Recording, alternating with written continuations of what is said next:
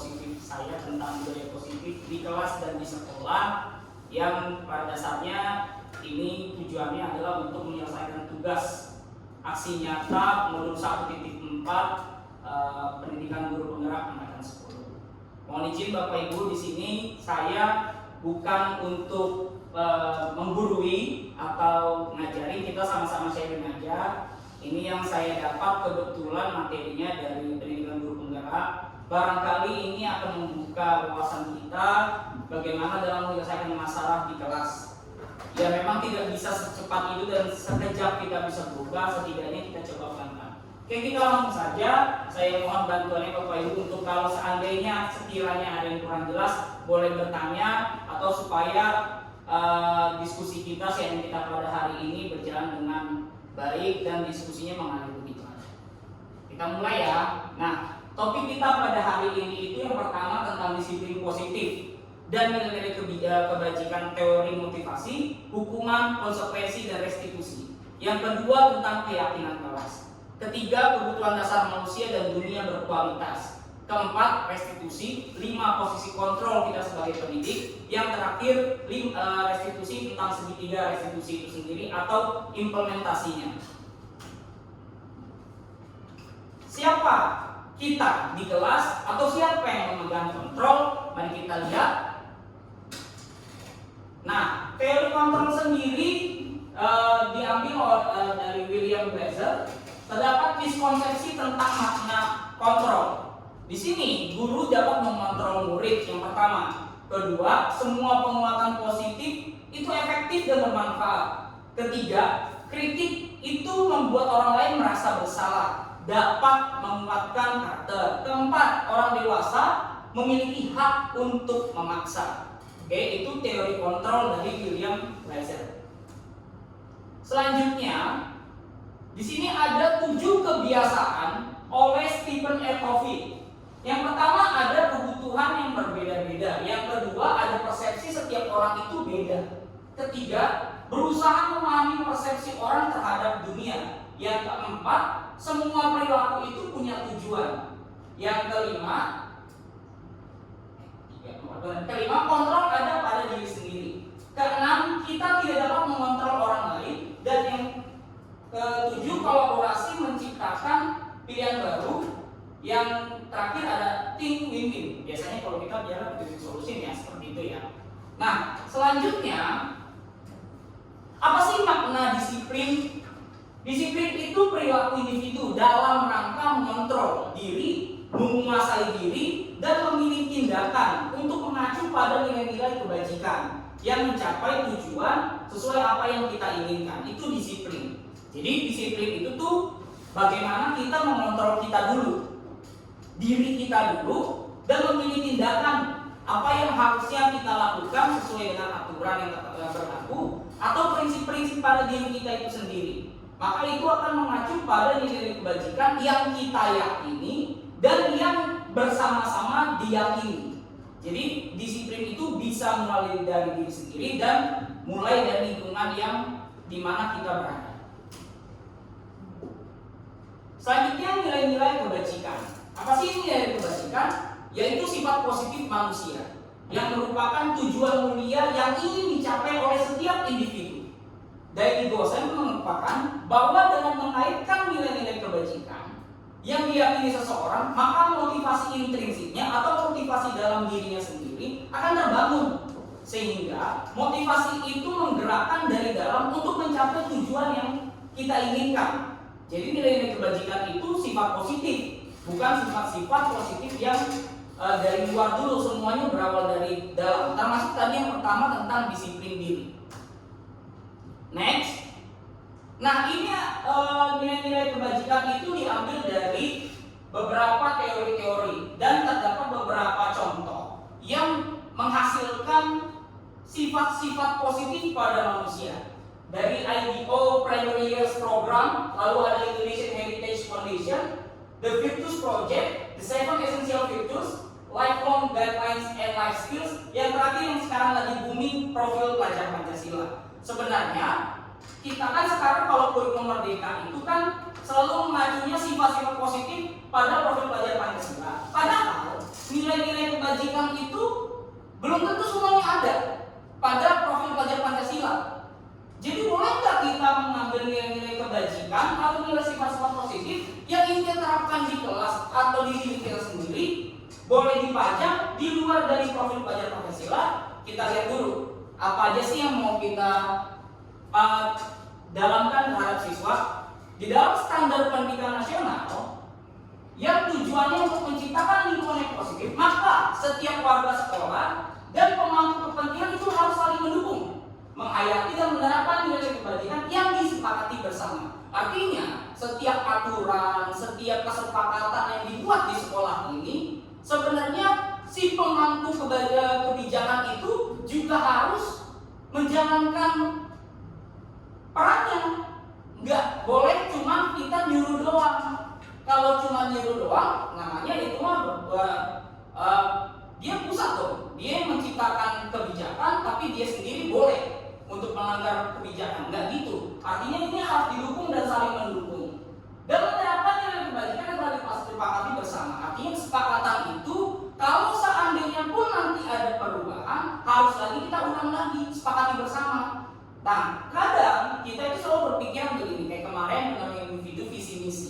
Apakah visi misi itu harus mengandung semua nilai-nilai profil pelajar Pancasila? Enggak juga, enggak apa-apa kok.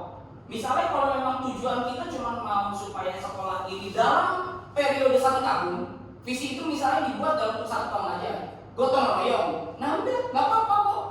Menuju SD Malang Kasar 4 yang berkolaborasi, boleh. Gak apa-apa 1 tahun lagi. Artinya nilai kebajikan dalam profil pelajar Pancasila itu kita sepakati dan kita sama-sama mikirin bagaimana instrumen atau indikator dikatakan sukses dan berhasil itu bagaimana, dan apakah boleh nanti kolaborasi dihilangkan atau nanti misalnya visinya itu kita ubah, kolaborasi nggak masuk lagi. Apakah itu berarti kolaborasi itu hilang? Oh enggak, karena sudah membudaya.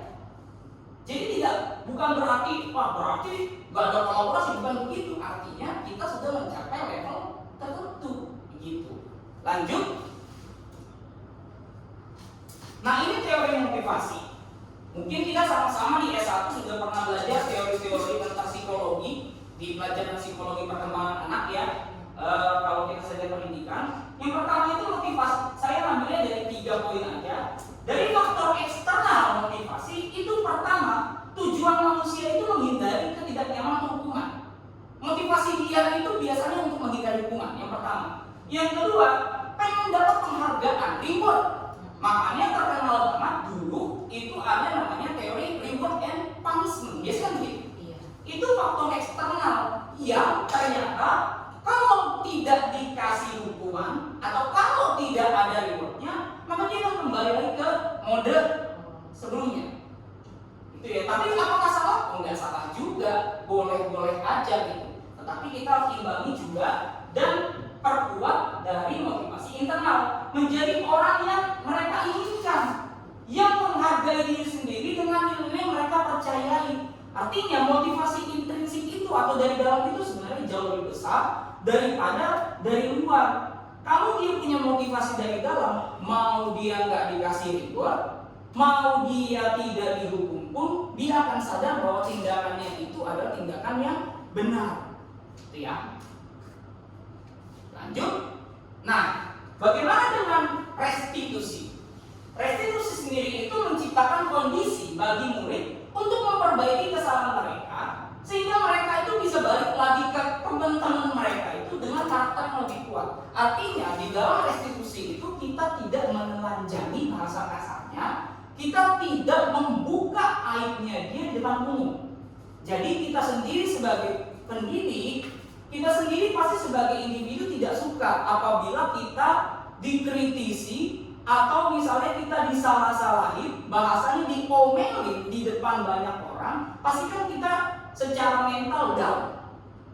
Downnya bukan karena omelannya, bukan karena nilai-nilai yang disalahin, bukan, tetapi kita sadar bahwa kita dilihat banyak orang dan cenderung itu menyalah, semua mata tertuju ke kita. Mental itu yang akhirnya down. Maka melalui restitusi ini kita itu menciptakan kondisi, dikondisikan dulu muridnya.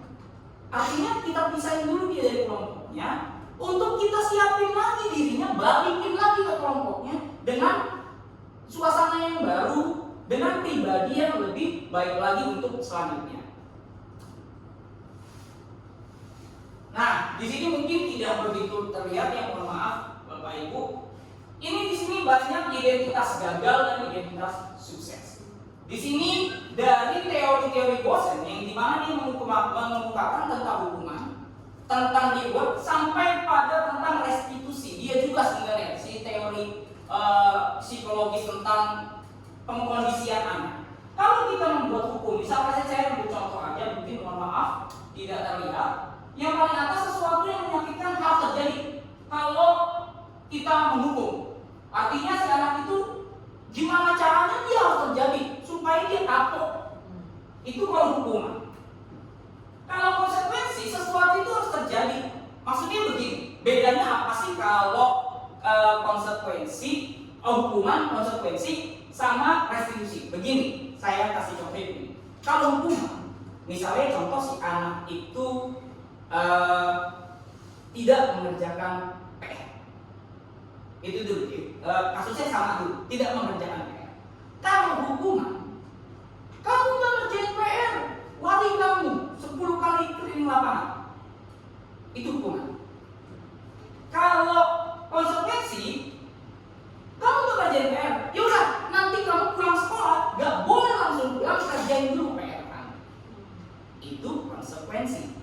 Kalau restitusi, oh jadi kamu itu tidak mengerjakan PR. Apakah kamu tahu tidak mengerjakan PR itu melanggar keyakinan kelas kita atau kesepakatan kita bersama di awal belajar? Ditanya dulu. Lalu kita tanya lagi. Tapi hari ini kamu terlambat tidak?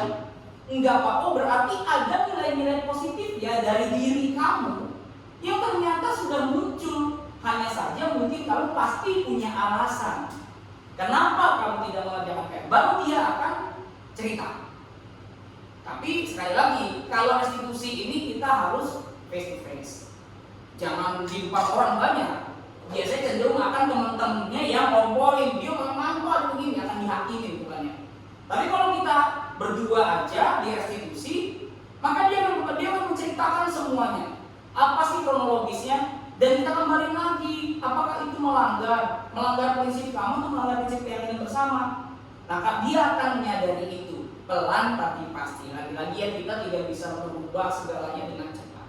Nah, membedakannya apa? Kalau hukuman itu kesalahannya apa? Hukumannya apa? Kesalahannya tidak ngerjain PR, tapi hukumannya fisik. Jadi dua hal yang berbeda. Kecuali dia tidak mengerjakan PR pelajaran olahraga yang sifatnya teknis fisik. Boleh nggak? Boleh. Karena sesuai dong pelajarannya. Atau misalnya Pak, kalau dia tidak ngerjain PR push up, apa hubungannya push up sama ngerjain PR? Apakah push up memperkuat ototnya dia? Nggak ada kan kita. Dia ototnya makin kencang juga dia nggak ngerjain PR. Nah kalau konsekuensi, dia tidak berubah, dia menyelesaikan pekerjaannya lagi, tapi dia tidak merubah apa-apa, hanya sekadar selesaikan tanggung jawab kamu. Udah, habis itu ya kalau diulang lagi ya silakan. Itu beda. Nah ini teori Panis by Reward. Penghargaan maupun hukuman, cara-cara mengontrol perilaku seseorang menghancurkan potensi untuk pembelajaran yang sesungguhnya. Sebenarnya ini awal saya sendiri waktu itu di awal pelajaran ini saya sempat komen karena selama ini saya itu selalu berpikiran kalau saya begini maka hukumannya begini, kalau saya berhasil mencapai ini maka rewardnya ini. Tapi ternyata hal itu yang membuat motivasi internal saya bisa jadi terganggu. Saya nggak dapat benefit apa-apa dari situ, buat apa saya ikut itu? Atau misalnya kita ikut pelatihan, ikut webinar, udah banyak sertifikatnya, ngapain lagi ikut? Padahal sebenarnya kalau motivasi dari dirinya maunya belajar, ya udah ikut aja, tanpa harus dia melihat sertifikat atau reward. Itu kalau dari segi kita. Bagaimana dengan siswa? Kalau siswa sendiri, makanya kenapa ada soal box atau soal tambahan pengayaan ketika si siswa itu sudah selesai mengerjakan soal yang kebetulan sama. Kenapa kita tidak? Biasanya kita kasih applause gitu. Harusnya kita tambahin lagi aja. Latihan soal bermanfaat buat dia. Pertanyaannya, apakah si anak itu mengambil soal itu atau enggak? Berarti kita bisa melihat dong motivasi dirinya, apakah motivasi dirinya tertantang untuk menyelesaikan soal yang lebih sulit atau soal yang lebih menantang, atau dia udah saya udah dapat ujian kok dari bapak guru, selesai. Nah itu tergantung, itu punish by reward. Selanjutnya, nah ini dampak-dampak dari model punish by reward. Yang pertama, dampaknya cuma jangka pendek. Ya udah sekedarnya aja. Yang kedua, tidak efektif.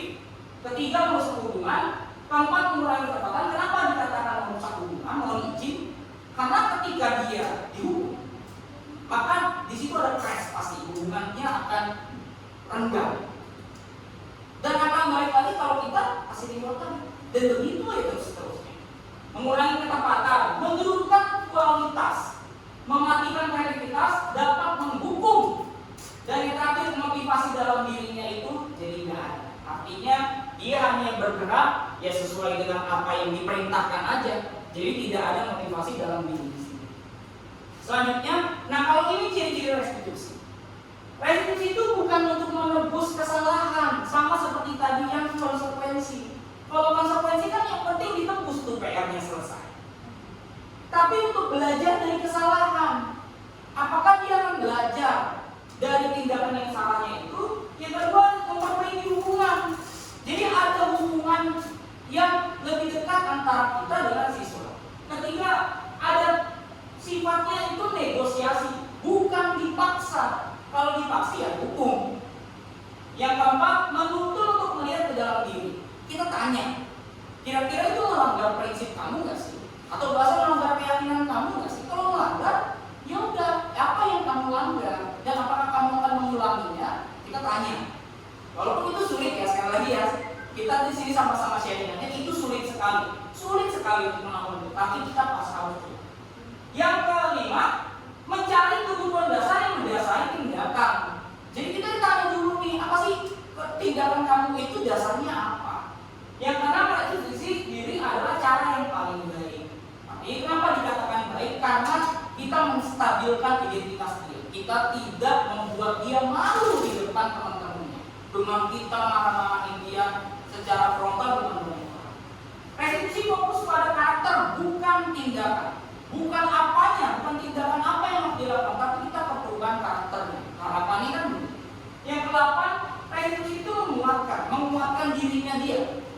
Oh ternyata setidaknya dengan cara kita panggil dia restitusi seperti itu, dia tuh ada keyakinan tersendiri. Oh ternyata saya tuh tidak dihukum loh serentak sama guru ini. Bukan berarti juga dia merasa pembiaran guru saya begini, saya dibiarin. Enggak gitu juga. Artinya dia dikuatkan.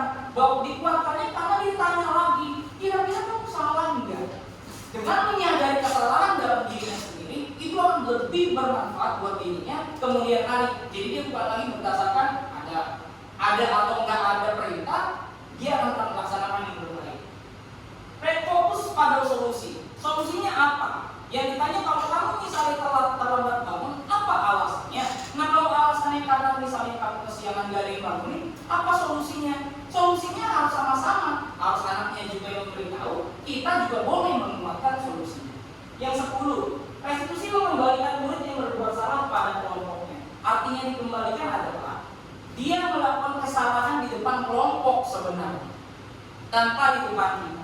Tetapi kita tahu itu, kita tarik dulu dia keluar, kita tanya, kita ajak dia bicara. Baru kita kuatkan dia kembali ke kelompok. Dengan percaya diri, bukan dengan kita marah-marahin. Semakin kita marahin dia, maka kelompoknya akan semakin menjauh. Biasanya sih begitu ya. Kalau anak-anak kan geng-gengan jadinya. Ada yang geng ini, jadi dijauhin. Dia malas, entar paling pasti marah-marah dulu sama dia.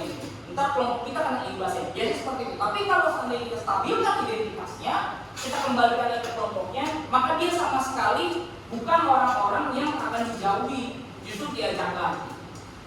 Selanjutnya, sampingan kelas.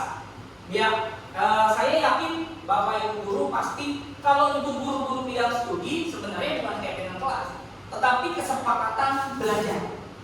Biasanya guru-guru itu akan mengawali bidang studi mengawali pembelajaran di kelas untuk bikin kesepakatan kelasnya dulu. Boleh kok. Misalnya, oh ini nih yang kelas kamu ya, wah sudah bagus. Boleh nggak Miss atau boleh nggak Bu Retma tambahin untuk belajar pelajaran ini saja selama 1 jam ke depan kita belajar ini aja misalnya begitu. Boleh, nggak jadi masalah selama itu mengandung nilai-nilai unsur kebajikan, nggak apa-apa. Lagi-lagi ya tidak harus melulu tentang profil pelajaran Pancasila nilai kebajikan. Boleh kok di luar itu, tapi memang kurikulum merdeka itu targetnya itu ke nilai-nilai kebajikan yang ada pada profil pelajaran Pancasila. Nanti boleh nggak kalau kurikulumnya baru? Apakah kurikulum itu harus baru dan itu ya harus? Karena zaman aja berubah, kurikulum harus berubah. Indomie aja dari zaman kita SD cuma berapa jenis, sekarang banyak banget jenisnya. Masa pendidikan yang berubah harus berubah, tapi selain kurikulum yang berubah, kitanya juga harus berubah. Berubah untuk maju ya, bukan berubah jadi jelek. Nah, ciri-ciri yang kedua sifatnya abstrak. Kenapa abstrak? Di dalam skripsi, biasanya beberapa dosen itu biasanya menghindari peningkatan karakter. Kenapa? Karena abstrak. Abstrak itu tidak bisa diukur. Abstrak itu artinya diukurnya sepanjang dia hidup. Apakah orang itu dikatakan jujur selama dia hidup? Ya survei memungkinkannya sampai beliau menutup mata. Makanya dikatakan abstrak. Tidak ada alat ukur yang pasti yang menjamin anak tersebut akan begitu atau diri kita sendiri. Kadang kan ini semua dikondisikan. Apakah dengan kondisi itu setahun, 11 tahun sama nggak? Kan kita nggak tahu. Yang kedua pernyataan universal, artinya ini diakui oleh semua orang, baik itu dari segi bahasa apapun, mau bahasa Indonesia, bahasa Inggris, bahasa Arab, artinya semuanya ada. Universal diakui.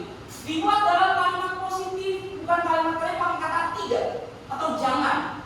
Kalau ada kata jangan atau tidak itu konotasi udah negatif. Tidak terlalu banyak, mau usah panjang-panjang, singkat, padat, jelas. Yang kelima, sesuatu yang dapat diterapkan di lingkungan sekolah, artinya yang pasti bisa diterapkan.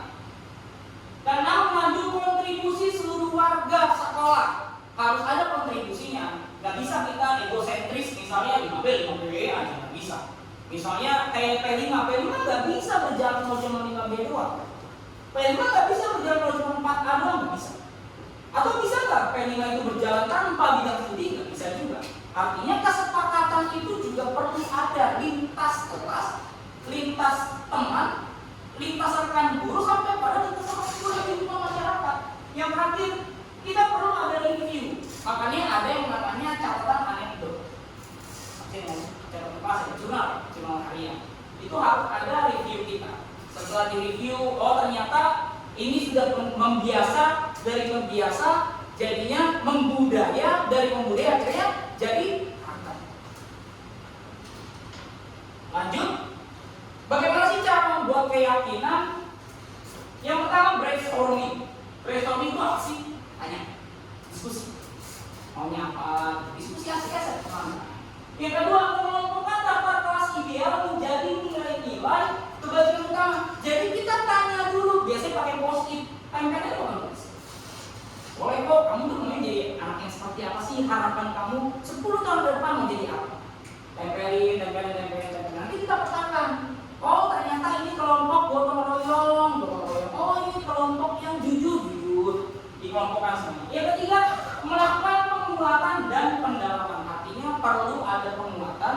Misalnya contoh ketemu anak yang sudah menjalankan salah satu saja kesepakatan kelas. Maaf ya, itu yang kesepakatan kelas itu harus kita kasih penguatan dan didalamin lagi supaya lama-lama dia biasa hingga menjadi karakter. Nah, ini adalah 5 kebutuhan dasar manusia. Namanya manusia termasuk kita juga. Manusia itu butuh penguasaan. Butuh.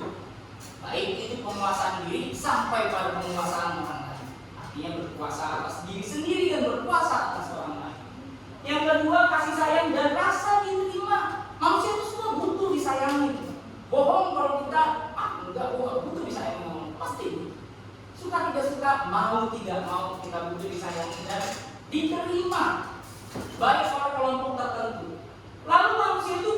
kebebasan. Biarpun kita misalnya contoh, karena kita yang sudah menikah saja berumah tangga, kita butuh kok ada yang namanya quality time, butuh me time, walaupun hanya sekedar jalan-jalan di Bandung nggak jadi masalah, nggak apa-apa. Atau ya kita juga butuh kesenangan. Kesenangan itu perlu, hiburan itu perlu. Ada orang yang hiburannya itu dengan nonton TV, ada yang hiburan dengan main games, Mobile Legends, ada yang hiburannya cukup dengan tidur, ada. Lalu yang terakhir bertahan hidup. Betul, manusia itu pasti bertahan. Butuh yang namanya kita tuh secara dasar kita bertahan hidup. Apapun akan kita lakukan untuk bertahan hidup. Ya mudah-mudahan cara bertahan hidup kita cara yang benar. Ya, mohon izin Bapak Ibu pasti ngantuk ya. Nanti ya Bapak Ibu ya. Ayo Bapak Ibu coba tepuk semangat.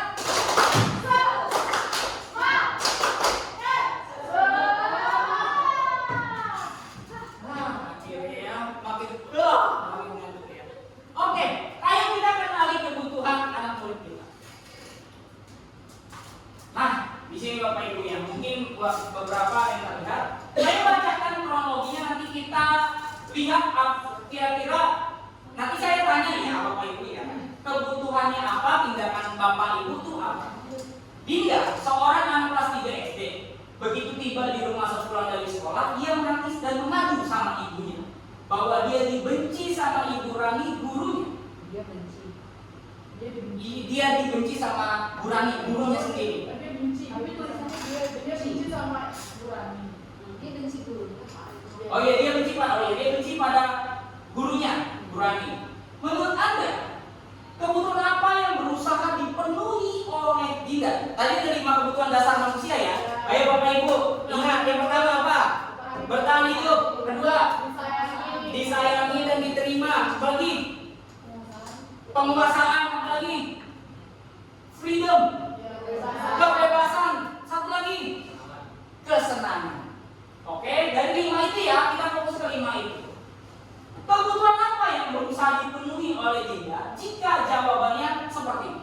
Bila Anda berada dalam posisi Ibu Rani dan mendengar informasi dari ibunya Dinda tentang perasaan Dinda hari itu, apa yang akan Bapak Ibu lakukan pada Dinda besok ketika Dinda masuk sekolah agar kebutuhan Dinda terpenuhi? Yuk. Kira-kira kalau Bapak Ibu guru jadi Ibu Rani mendengar informasi bahwa dia dibenci sama muridnya sendiri, apakah kebutuhan dasar apa yang akan Bapak Ibu berikan kepada si Dinda? Ayo Bapak Ibu silakan. Boleh Bu Siva? Kesenangan. Oke Bu Siva jawab kesenangan. Kalau Bu Miftah? Disayangi, memberikan rasa sayang kepada Dinda. Tuh, memang full of love Bu Miftah ini ya. Kalau Bu Dia? Kebebasan. Bu Dia memang senang sekali freedom ya pokoknya ya. Kebebasan. Bu Septi? Diterima. Aduh Bu Septi memang sesegera mungkin ingin diterima ya. Bu Zia? Kasih sayang. Ya Bu Zia kan sekali. Kalau Bu Zia? Kebebasan. Pengen memberikan kebebasan. Bu Reva? Kebebasan. Pak Uje? Penguasaan, pengen ya menguasai ya, pengen penguasaan ya. Kalau Pak Said? Kasih sayang. Kalau Mas Burhan? Penguasaan. Baik, apapun jawaban Bapak Ibu semuanya pasti punya sudut pandang masing-masing melihat kronologis ini. Oke, yuk kita coba jawab jawaban Dinda. Lalu kebutuhannya kan tadi Bapak Ibu sudah penuhi. Mohon izin saya akan menuju salah satu sesuai dengan jawaban Bapak Ibu tadi ya. Ibu guru bilang, aku tidak boleh bersenandung sewaktu mengerjakan tugas. Katanya kelas harus tenang, tidak ada suara, kan gak seru jadinya. Oke, berarti kira-kira dari jawaban Bapak Ibu itu tadi, kebutuhan apa sih sebenarnya yang dibutuhkan sama Dinda? Kebebasan. Maka kalau kebebasan, kira-kira tindakan Bapak Ibu apa? Kalau melihat tadi kan situasinya, si Dinda ini pengennya ngerjain tugas sambil bersenandung, sambil nyanyi lah ya gitu. Kira-kira tindakan Bapak Ibu apa? memberikan izin yang membolehkan ya. Atau seperti Bu Mia, pakai speaker, setel musik. Jadi semuanya nyanyi. Pokoknya sing along di kelas. Itu boleh memberikan anak untuk kesenangan dulu. Oke, kita lihat yang kedua. Ibu guru tidak menyapa aku hari ini. Padahal aku pakai jepit rambut yang baru. Kira-kira kebutuhan apa yang pengen dilihat sama Dinda? Di pengakuan, diterima ya. Diterima. Kira-kira kalau santrinya itu tindakan bapak ibu itu apa? Memuji. Ya, wah, misalnya Bu Septi hari ini pakai baju cakep banget, gitu misalnya ya. Contoh ya Pak Uji ya. Misalnya Bu Septi tuh kesel hari ini, karena hari ini jadi sampah sama Pak Uji. Berarti Pak Uji harus merefleksikan diri, melihat lagi lebih dalam Bu Septi seperti apa. Oh, ternyata Bu Septi pengen dipuji. Aku bosan, masa belajarnya cuma gitu-gitu aja, diceramahin atau dengan ibu guru aja. Kira-kira kebutuhan apa yang pengen didapat oleh Dinda? Kesenangan ya Pak ya, dalam belajar. Nah, tindakan Bapak Ibu apa untuk memenuhi kebutuhan Dinda?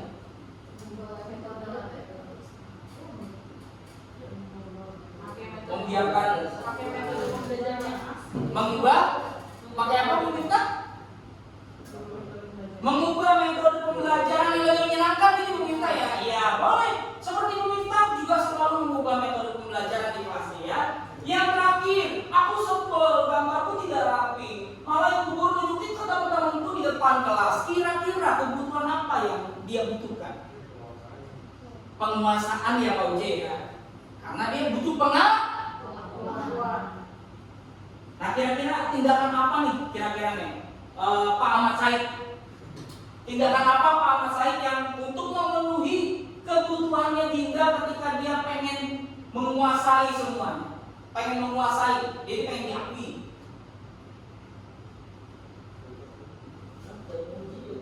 Mau muji ya, malah memuji. Nah ini unik gitu ya Pak Said ya. Gambar ini unik, bukan jelek. Coba kamu lihat apakah gambar gunung itu warna gunung itu selalu hijau? Tidak, belum tentu. Jangan-jangan dia ke Bromo pas lagi kabur atau lagi tandus. Warnanya kan nggak mungkin hijau. Bukan begitu minta? Iya. Oke, selanjutnya. Nah, ini kronologi yang selanjutnya ya. Tahun ini Dimas itu genap sweet 70. Ia senang sekali ketika ayahnya mulai mengajarkan cara nyetir mobil. Setiap akhir pekan ia berlatih nyetir. Ia terlihat senang sekali berlatih sampai akhirnya dia bisa menyetir mobil dengan baik dan lancar. Ketika ibunya bertanya pada Dimas, apa yang membuat dia ingin bisa menyetir mobil? Ketika jawaban Dimas adalah seperti ini, kebutuhan apa yang ingin dipenuhi? Oke, jawaban Dimas, aku merasa bangga dan keren kalau dia bisa nyetir mobil. Kebutuhan apa yang didapat? Pengakuan. Pengakuan ya, terlihat keren gitu ya. Oke, tadi dia mobil aja keren banget. Kalau mobil pinjaman, keren juga. Tetap. Oke. Pinjam dari mesin, maksudnya saya itu cerita. Lain ya, biar bisa jalan-jalan naik mobil sama teman-temanku kira-kira kerasnya. Kebebasan dan kesenangan ya Pak ya. Kebebasan dapat, kesenangan di artinya dia dengan bawa mobil, dia bisa bebas di mobil itu diancol. Diancol ke Dufan, ke Puncak, ke Bandung, banyak ya Bapak Ibu ya. Aku senang bisa pergi ke tempat-tempat yang aku suka dengan orang yang aku suka. Kebebasan, kesenangan. Menyetir mobil itu seru. Kesenangan yang bisa ya. Ya. Jadi setiap orang dengan ada aja orang yang dengan nyetir mobil sendiri, dia nyetir mobil aja senang banget gitu. Walaupun dia nggak bisa naik motor, nggak apa, karena dia senang. Ya, itu fakta dan banyak yang seperti itu loh. Bisa nyetir mobil tapi nggak bisa berkendara sepeda motor ya. Kalau motor bukan menyetir, kayaknya bersifatnya nyetang, kan stang. Oh iya, gimana saudara? Oke, kita coba identifikasi kebutuhan diri. berkualitas. Dunia berkualitas itu tempat khusus dalam pikiran kita. Tempat kita menyimpan gambaran representasi dari semua yang kita ingini. Murid kita juga punya gambaran dunia berkualitas mereka. Mereka punya prinsip sendiri. Mereka tuh pengen dunianya begini, begini, begitu. Hak mereka. Tentunya kita sebagai guru ingin mereka memasukkan hal-hal yang bermakna dengan nilai kebajikan yang hakiki di dalam dunia berkualitas mereka. Artinya setiap orang itu pasti punya goals masing-masing. Dia mengingini lingkungan yang seperti apa? Sama seperti kita. Kita menginginkan SDM Makassar 4 yang kompak, yang maju, yang green, yang hijau, yang rapi, tertata. Itu dunia kita, di bayangan kita. Tapi apakah kita bisa memaksa kehendak yang lain? Gak bisa. Tapi apakah boleh kita memasukkan makna-makna yang baik kepada rekan-rekan kita? Boleh-boleh saja. Gitu ya Bapak Ibu ya. Dunia berkualitas setiap orang itu beda-beda di dalam pikirannya masing-masing. Nah, di dalam 5 posisi kontrol, kita sebagai kenapa posisi sebenarnya? Oke.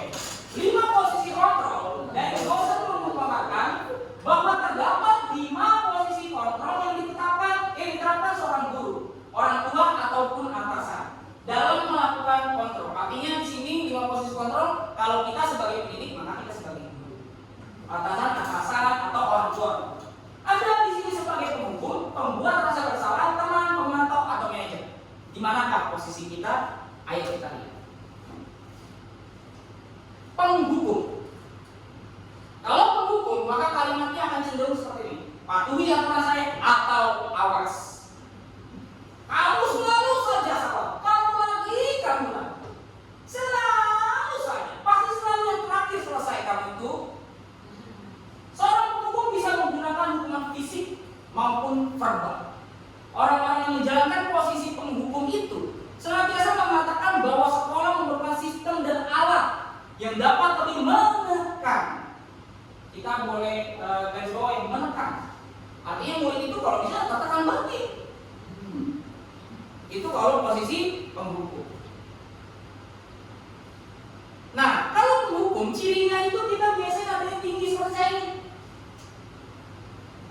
Pakai mata tubuh dengan kekuatan 1 jari. Mata melotot. Dan jari menunjuk-nunjuk serta menghardik. Menghardik itu apa sih? Boleh. Kayak nyamuk gitu ya, katanya. Iya sih. Bukan menghardik itu gimana sih?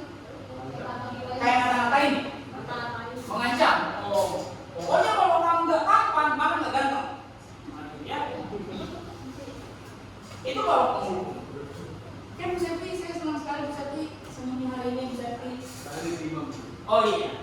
Atau kita sebagai pembuat rasa bersalah. Pada posisi ini biasanya guru akan bersuara.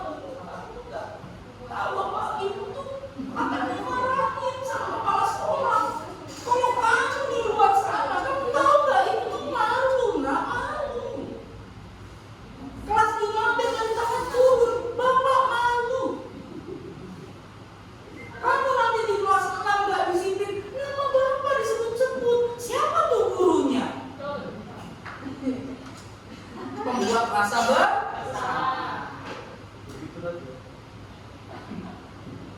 Ya, biasanya tadinya lemas, ya, kalau sedih, terus kayak merapat ke anak misalnya merapat begitu ya. Selanjutnya, sebagai teman, nah ini akan ada miskonsepsi di sini. Mulai kebanyakan kita dari guru sekarang sudah menerapkan prinsip sebagai teman, tapi ternyata kita boleh saja terkadang menjadi teman. Oke, di sini kita ada di sini. Ayolah bantu demi Bapak ya, demi Bapak. Ayo ingat, tidak bantuan Bapak. Ayo ingat, tidak bantuan Bapak selama ini. Nanti balas budi. Nah kan kemarin kamu Bapak kasih ini nih. Ingat tidak kemarin? Jadi itu. Ya sudah, kalian tidak apa-apa. Nanti ibu bantu bereskan. Artinya membolehkan segala sesuatu hanya supaya kita dianggap teman, diterima dulu. Ya, dengan cara ajakan, biasa ajakan dulu, tiktokan bareng. Salah nggak? Oh nggak salah, nggak apa-apa. Tetapi kita harus tahu waktu, lihat situasi. Tidak bisa kita itu selalu menjadi di posisi teman. Khawatirnya nanti yang ada kebablasan. Seperti yang pernah di-share salah satu rekan guru di bawah ini di Instagram, saya mendapatkan DM dari salah satu guru tentang karena si cemburu si siswa terhadap rekan gurunya yang dekat sama guru yang dia sukai, dilabrak gurunya sama siswanya. Nah itu kan berarti selama ini jadi teman ya Bu Miftah ya? Betul. Iya. Oke, selanjutnya kita sebagai tipe pemantau. Posisi pemantau kan bertindak berdasarkan pada aturan-aturan yang banyak, pada undang-undang yang ada di sekolah ini, dengan menggunakan sanksi atau konsekuensi. Lagi kita konsekuensi kali ya. Yang penting dia selesaikan. Pemantau memisahkan hubungan pribadinya dengan guru. Artinya kita bisa dulu profesional. Pokoknya hari ini bapak kan sebagai pengawas. Bapak boleh sebagai pengawas, kalian nggak bisa begini. Itu ada. Itu pemantau. Peraturannya apa? Peraturannya apa? Coba lihat peraturannya. Selalu mengingatkan, lihat ada aturan. Harus dilihat aturan-aturan. Apa yang telah kamu lakukan? Kamu tahu nggak hukumannya apa? Selalu yang diingatkan adalah hukuman, sanksi disiplin, tupoksi. Itu pemantau. Tapi tanpa kita memberikan contoh dan arahan. Itu pemantau. Nah, kalau tipe yang paling ideal itu adalah tipe manajer. Di dalam tipe manajer ini tidak akan menyakiti murid, namun akan tetap berusaha mengontrol murid melalui persuasi atau ajakan. Posisi teman pada guru bisa negatif ataupun positif. Kayak tadi ya, teman itu bisa jadi positif atau negatif. Kalau ini guru SMA, bahaya dulu. Nah, positif di sini berupa hubungan baik yang terjadi antara guru dan murid. Guru di posisi teman menggunakan hubungan baik dan humor untuk mempengaruhi seseorang. Artinya di dalam manajerial ini kalau kita kalimat-kalimat itu kayak ajakan. Ayo bantulah demi bapak ya. Ayo ingat tidak bantu. Maaf. Ini kesini yang mulia. Nah, contoh seperti ini. Adi, apakah kamu mengetahui jam berapa sekolah dimulai? Tahu Pak, jam 7 ya. Jadi kamu kalau kira-kira bagaimana kamu perbaiki masalah ditanya. Jadi jangan kita ingetin aturan, kita tanya langsung solusinya. Yang solusinya itu hak dari anak. Walaupun terkadang saya sendiri pernah terapkan di kelas, anak suka bingung mau jawab apa. Jadi kadang kita juga perlu kasih kalimat-kalimat pemantik lah, biar dia bisa menuju ke satu nilai yang kira-kira kita harapkan.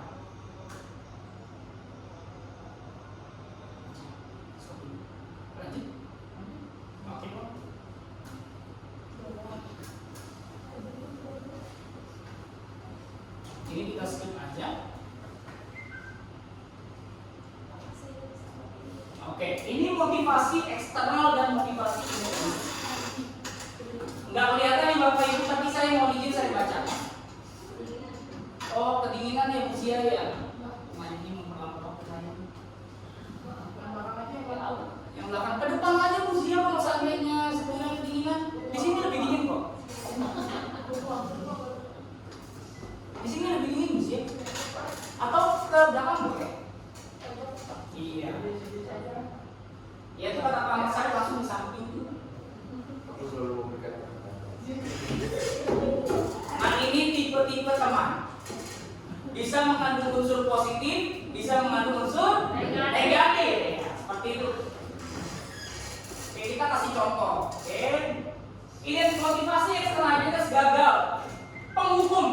Gurunya yang dia lakukan adalah menghadik, untuk menyakiti, menyindir. Nah kalau itu kita harus hindari. Kalau pembuat rasa bersalah, tindakan guru biasanya ceramah, kasih tunjukkan bentuk kekecewaan yang mendalam. Kalau itu kita berperan sebagai teman, membuatkan alasan-alasan untuk murid-muridnya, kita cover. Kita kayak ada pembelaan, tapi kita ajak dia ngobrol lagi. Jadi ada pembelaan-pembelaan. Kalau sebagai pemantau, menghitung dan mengukur pasal-pasal berapa yang dia salah, kira-kira konsekuensinya apa, dihitung semuanya.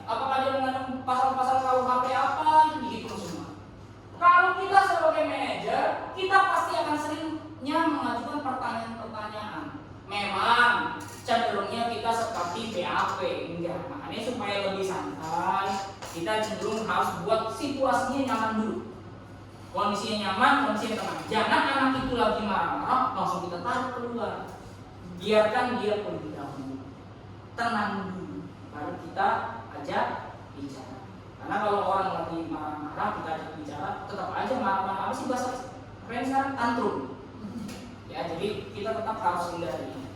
Nah, kalau Bu, di sini guru tinggal tanya.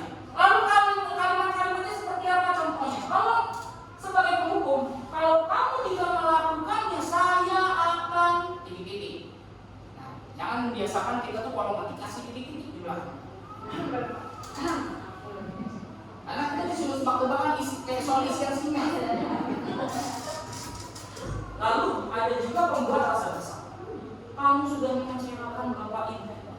Kamu tahu nggak malunya bapak dan 5B kamu dibawa? Selesai berdoa, kamu baru turun. Kenapa bapak? Nah, apa kata orang lain? Nah, itu seperti itu ya. Lalu sebagai teman, ya lakukanlah demi bapak ibu ya. Ya sudah, nanti bapak bantu. Nomor berapa yang susah? Itu mah gampang. Ini sebagai teman.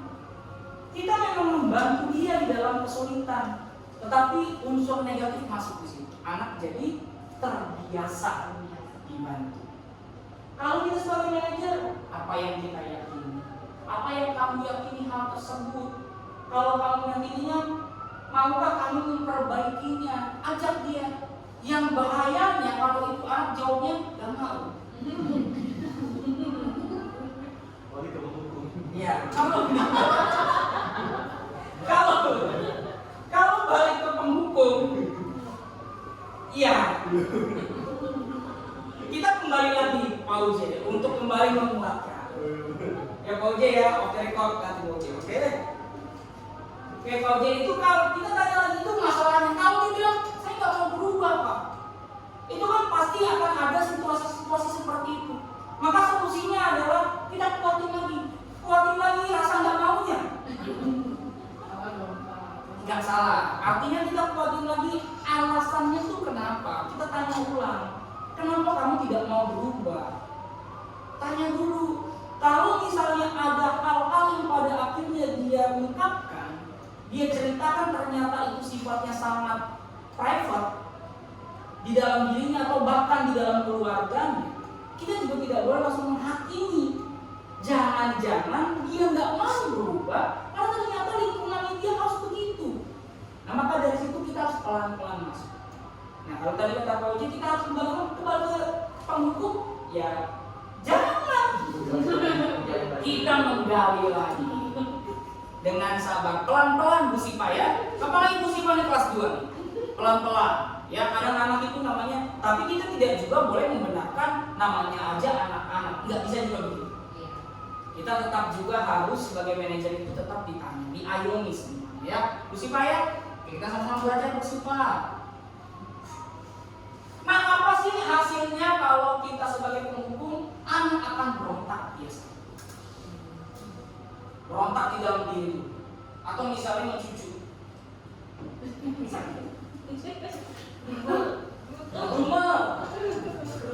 Menggerutu ya, pasti saya mau mencucu ya. Atau membuat rasa-rasanya dia tuh kayak menyangkal dirinya, kayak gue tuh gitu, atau saya tuh gak suka ngelakuin ini gitu. Ada yang begitu, karena kadang membuat rasa bersalah ini tuh kayak cenderung hutang budi jadinya. Karena kita tidak suka melakukan itu, cenderung terpaksa. Lalu ada yang menjadi teman, ketergantungan sama contohnya. Kamu coba ini. Kita kasih tahu akhirnya nambah. Yang ini lagi lah, akhirnya nambah. Nanya 1 beranak jadi 10. Ya lanjut, kalau kita memantau, ya disesuaikan juga kalau diawasin. Sama. Waktu itu pernah saya di sebuah tempat di sekolah saya yang lama, ada salah satu rekan saya di sana itu dia hanya bekerja ketika dilihatin. Kalau lagi nggak dilihatin, ya udah nggak dikerjain. Sampai pada akhirnya teman saya yang satu lagi mengatakan bahwa itu dia itu seperti anak-anak yang harus dilihatin, ditungguin kerjanya. Nah itu tipe pemantau. Ya, itu di tempat saya ulang. Kalau manajer kita mengungkapkan mata. Kita biasanya orang itu akan wataknya kalau pelan tapi pasti batu aja, ditetesin air pelan tapi pasti lama-lama kompak dulu. Kompak tuh apa sih? Rata bolong dikit ya, bolong dikit. Kalau langsung pecah saya nggak bisa bilang juga. Ya, Masih dingin. oke, lanjut ya. Saya lewatin aja sedikit. Nah, oke, Bapak Ibu yuk kita jawab bersama-sama yuk. Ini pertanyaan siapa yang mengatakan si kita ada dua pilihan ya, guru atau murid. Saya kecewa sekali dengan kamu. Kira-kira siapa yang mengatakan? Guru. Oke. Kamu tidak pernah benar melakukannya. Guru. Ayolah lakukan demi saya ya. Guru. Apakah kamu mau mendapatkan stiker bintang hari ini? Guru. Tapi bukan salah ya. Bukan berarti kita salah pakai sistem stiker gitu, bukan. Tapi itu justru ada yang membuat motivasi anak untuk bergerak sebenarnya. Kayak dia jadinya ada psikomotornya bergerak. Bagaimana kamu bisa menyelesaikan masalah ini? Guru. Kalau saya baca di sini, ini semua rata-rata guru yang mengatakan hanya perannya berbeda-beda. Jadi kita posisi kontrol kita seperti apa? Maka pertanyaan-pertanyaan itulah yang harus kita kuasai. Maukah kita sebagai penghukum, pembuat rasa bersalah, teman, pemantau, atau manajer? Ya kalau jabatan biasanya pengennya jadi manajer. Tapi apakah posisi kontrol kita bisa menerapkan sebagai manajer? Tidak semua orang bisa seperti itu. Maka dari itu kita mulailah dari kelas kita masing-masing dulu. Lanjut. Nah ini adalah segitiga restitusi. Kita sudah masuk kepada bab keempat, bab terakhir ya Bapak Ibu ya. Nah ini segitiga restitusi. Yang pertama, stabilkan identitas. Itu yang tadi saya katakan, stabilkan identitas. Kita pisahkan dari kelompoknya. Jangan biarkan ketika kita mau berdiskusi dengan teman, dengan anak yang melakukan kesalahan, jangan biarkan ada orang lain di situ, termasuk rekan guru. Kenapa? Karena anak tersebut akan merasa, guru ini tahu teman saya ada di situ, atau adik saya di situ, atau bapak saya itu cuma ini, CS-an, ntar dia admin. Jangan. Kalau bisa benar-benar personal. Ya tapi sekali lagi personal di sini harus benar antara guru dan muridnya dia aja. Dan kalau bisa di ruangan yang tertutup namun terlihat. Makanya Bapak Ibu ya jangan tertutup sekali gitu ya. Nanti bahaya. Jangan sampai hal-hal yang kita inginkan, hal-hal yang tidak kita inginkan terjadi. Lalu yang kedua itu kita validasi tindakan yang salah. Validasi. Tanyain. Tindakan apa sih yang kamu lakukan? Alasannya apa? Dan ditanya sampai sejelas-jelasnya, sampai kita tahu bahwa si anak itu tuh ternyata dia tuh di sana, di belakang layar atau di belakang penglihatan kita. Ternyata dia cuma menunda masalah yang banyak. Jadi kita nggak bisa. Contoh seperti ini Bapak Ibu. Mohon izin ibu guru nih, kalau lagi menstruasi tiba-tiba dia marah. Hormonnya itu lagi naik banget, lagi nggak stabil, moodnya nggak bagus, swing moodnya kayak AC ini naik turun. Tiba-tiba kita menjudge dia, dasar lo cerewet gini, dasar bapak ini begini, dasar ibu ini begini, tanpa kita tahu ternyata di balik itu beliau itu ternyata memang ada masalah, baik itu di dalam dirinya sendiri. Contoh misalnya menstruasi, yang bisa mengubah mood seseorang, walaupun tidak semua ya. Saya tidak tahu karena saya bukan perempuan, tapi setidaknya rata-rata moodnya akan mudah berubah. Bisa jadi itu menurut hasil penelitian begitu. Jadi tidak menurut semua wanita, tapi rata-rata seperti itu, moodnya akan berubah. Atau ternyata di rumah sedang ada masalah dengan suami atau istri atau dengan pasangannya. Atau misalnya contoh dia akan mempersiapkan pernikahannya. Biasanya menjelang pernikahan masalahnya banyak.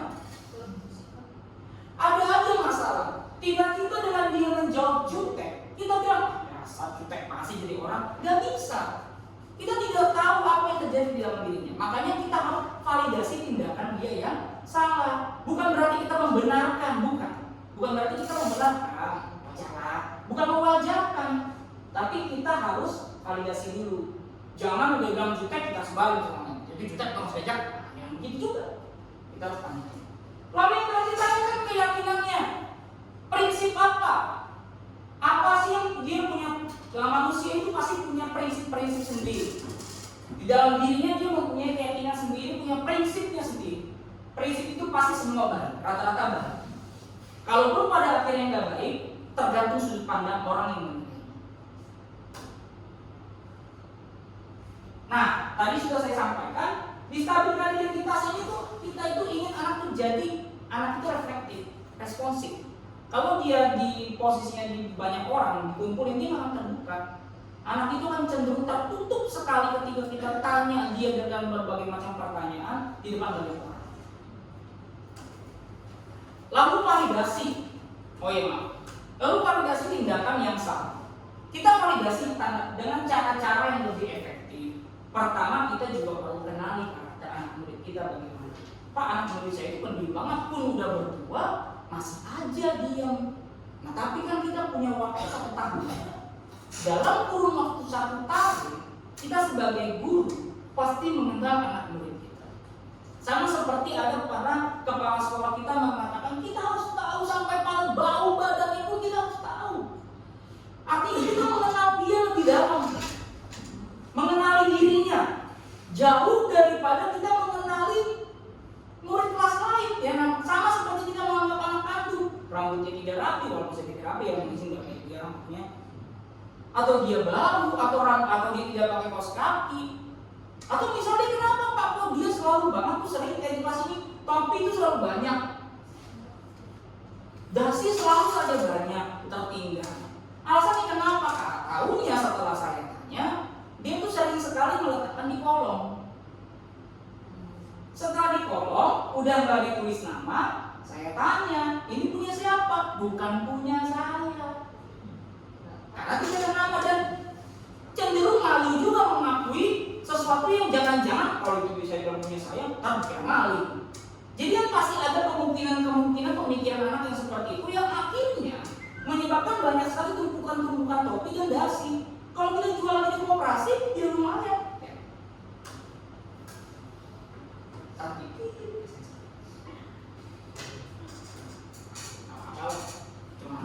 Oke, menanyakan keyakinan.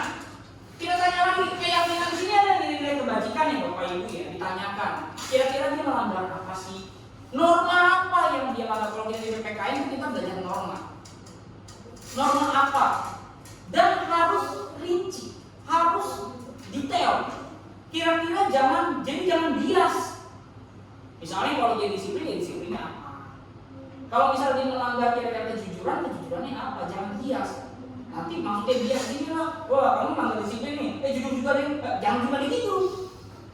Satu aja.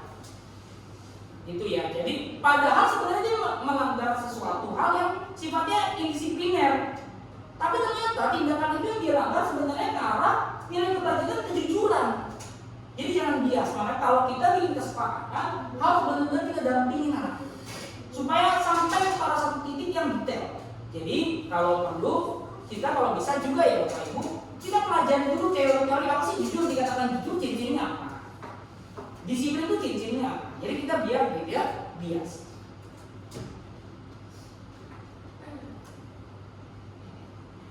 Oke, terima kasih Bapak Ibu. Presentasi yang saya lakukan pada hari ini, kira-kira Bapak Ibu nih, dari yang saya sampaikan sejak awal sampai pada akhir ini, adakah yang kira-kira ingin Bapak Ibu ceritakan atau misalnya kejadian apa dan bagaimana Bapak Ibu menyelesaikannya di kelas? Boleh sharing Bapak Ibu. Saya berikan waktu 5 menit saja. Kronologisnya apa? Lalu bagaimana cara ibu atau bapak menyelesaikannya? Pasti kita teknisnya beda-beda. Kalau Bu Retma, nah sekali lagi Bapak Ibu ya, gini Bapak Ibu jangan kalau nanti saya mengatakan demikian, bisa berarti kayak tadi contohnya lari di lapangan, apakah saya berolahraga tidak boleh begitu Pak? Karena itu bidangnya, dan kebetulan yang dilanggarnya itu ternyata berkaitan dengan teori lari, boleh ya Bu Retma, nggak apa-apa, tapi setidaknya harus ada batasan. Jadi jangan berlebihan juga. Gitu. Harus sesuai. Ayo, kira-kira Bapak Ibu. Silakan Bu Septi. Kalau misalkan ini sharing kan bukan lebih ke apa namanya, mungkin dari yang dipaparkan sama Pak Remon, bisa jadi saya tuh belum tepat memberikan apa nih ya, hukumannya, bukan hukuman. Jadi kayak konsekuensinya dia tindakan yang saya lakukan gitu. Jadi saya mau sharing dulu, mungkin dari teman-teman di sini barangkali ada masukan gitu kalau terjadi hal yang seperti ini lagi, seharusnya apa yang harus kita sudah dulu lakukan. Jadi belum lama ada kasus di kelas saya tentang apa ya, pembicaraan berkata total,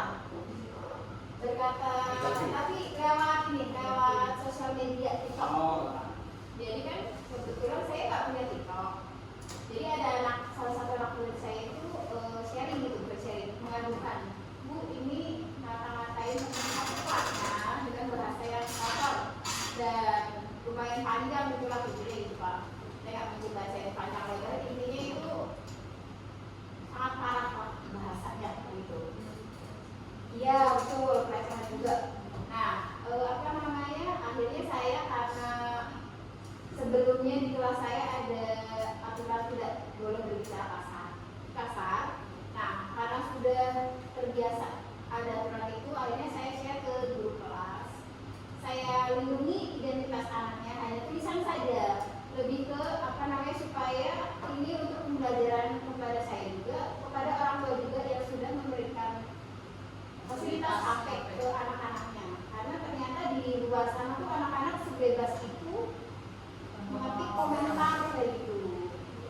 Iya, dan takutnya tidak diawasi dengan baik gitu kan. Jadi memang ya udah, dan saya tanya setelahnya anak-anak gimana respon orang tua gitu kan. Akhirnya HP kita dicek satu-satu dulu, dinasehati kayak gitu. Jadi ya itu gimana Pak? Ya, terima kasih Bu Septi ini sharing-sharingnya. Itu termasuk cyberbullying. Jadi sekarang kan perundungan itu kan selain secara langsung, sekarang semenjak maraknya, masifnya era digital ini, bahkan bullying juga ada di sosial media. Makanya dikatakan cyberbullying. Dan ini juga sudah ada aturannya sebenarnya. Ada undang-undang tersendiri tentang hal ini. Tapi kembali lagi Bapak Ibu, kita sama-sama belajar ya. Kalau mungkin ya karena kita mengacu sama teori-teori tentang restitusi ini, mungkin ada baiknya kita coba panggil yang bersangkutan. Kita panggil yang bersangkutan, kita validasi tindakan yang salah, lalu kita tanyakan apakah itu tindakan yang melanggar keyakinan dirinya dulu yang kita tanya. Jangan diri kita, karena pasti ada nilai-nilai prinsip yang sedikit berbeda dengan anak murid yang kita ajar, ya. Jadi tanya dulu. Nah, walaupun pasti yang namanya kesal itu ada, maka kalau boleh kita sama-sama sharing, sama-sama belajar. Sebelum kita menstabilkan identitas siswa, pastikan kita mendengar itu lagi langsung memuncak, rasanya ingin marah. Nah, sebelum kita mau ke tahap itu, kita dulu stabilkan. Jadi jangan sampai kadang tadinya kita udah coba-coba stabilan identitas, tadi ujung-ujungnya tahu nggak, jadi marah-marah ada. Jadi rusak juga semuanya.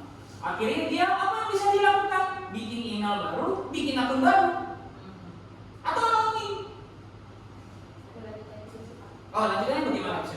Jadi saat ada orang tuanya kayaknya udah merasa ini sih, apa namanya, udah feeling gitu anaknya tuh yang pelakunya gitu, dia kritis saya gitu kan, itu bener gak itu anak saya gitu kan. Akhirnya saya kirim yang ada namanya, coba betul nggak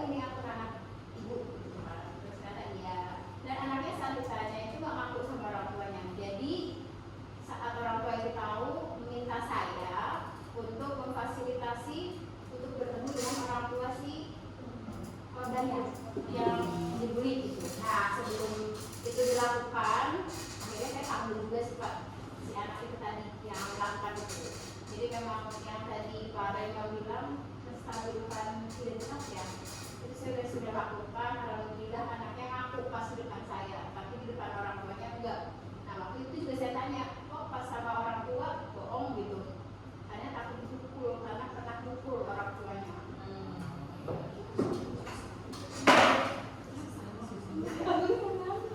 Jadi ya, nah intinya sudah diselesaikan antara orang tua murid itu dan anak-anaknya gitu. Ya sudah sih Pak, tapi itu barangkali mungkin cara penyelesaian yang salah ya, harusnya dipanggil dulu ya, jangan di-share dulu atau gimana tuh saya juga. Tapi kita beri aplaus dulu buat Bu Septi nih.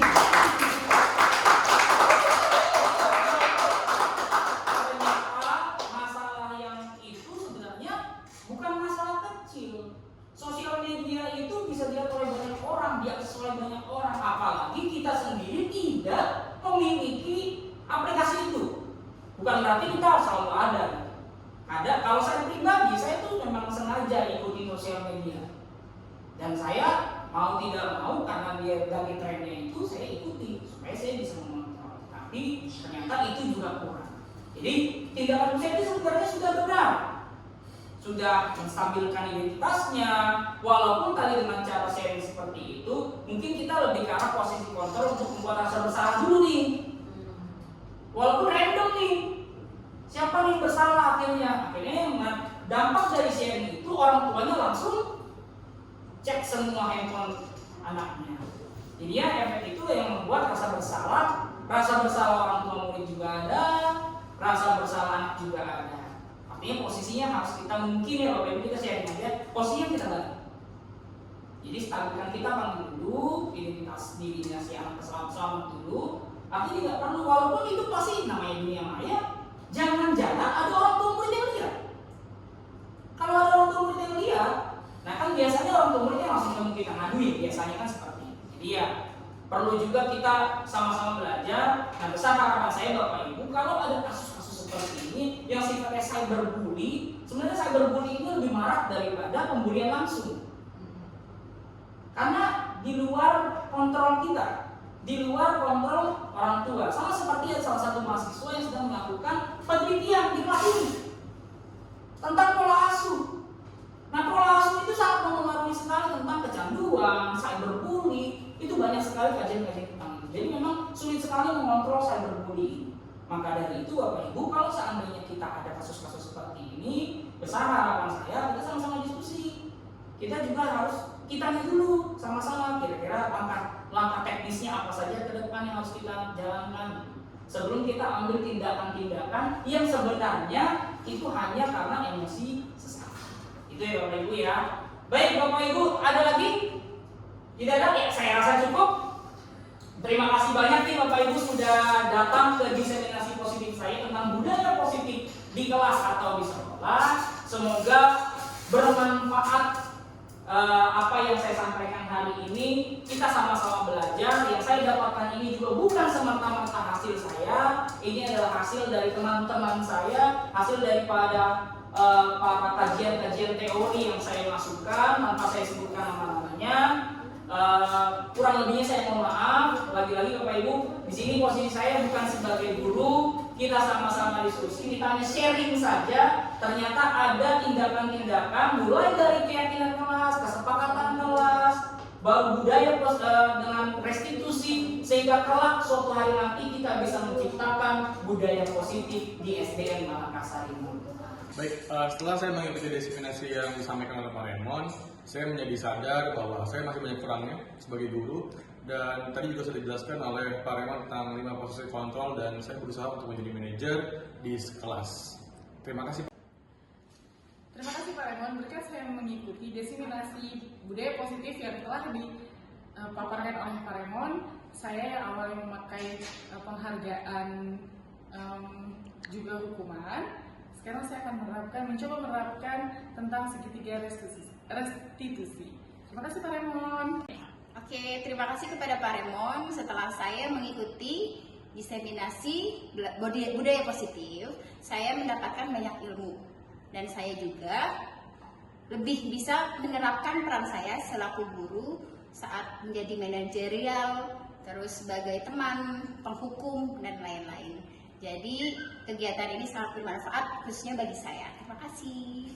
Terima kasih Pak Remon. Setelah saya mengikuti paparan budaya positif dari Pak Remon, saya jadi paham bagaimana menyelesaikan masalah tentang anak murid di sekolah. Semoga kita bisa bertemu pada kesempatan berbahagia lainnya. Terima kasih.